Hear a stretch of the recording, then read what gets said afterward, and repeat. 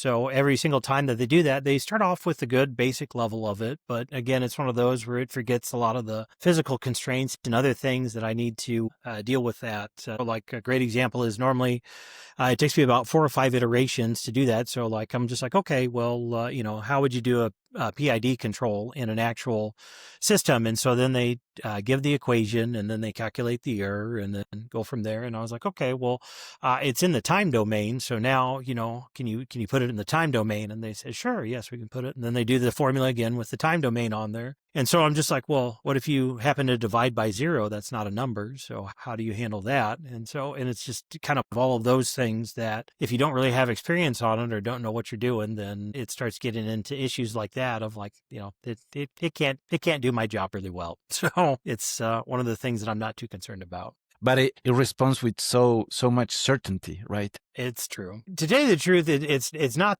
I think the thing is really cool and really neat and wonderful, especially for what you can do for large language models. It's unfortunately the people who don't know what they're doing that are asking it and then believe them, or believe the AI, unfortunately, is kind of the biggest thing. So when it comes to designing stuff, it doesn't work out very well, unfortunately. Right. I mean, it reminds me of the movie WALL-E, where the humanity doesn't know how the computers work, right, or the technology works, right? I think what is going to happen with AI is that the people with core knowledge are going to become much more valuable in the industry because of that, right? Because when you build something using AI, you don't learn how to do stuff, right? Yeah. You get the output and you put it in, and if it works, it works, right? Yeah. I think eventually it's. Oh, sorry. You can go ahead and finish. Oh, go ahead.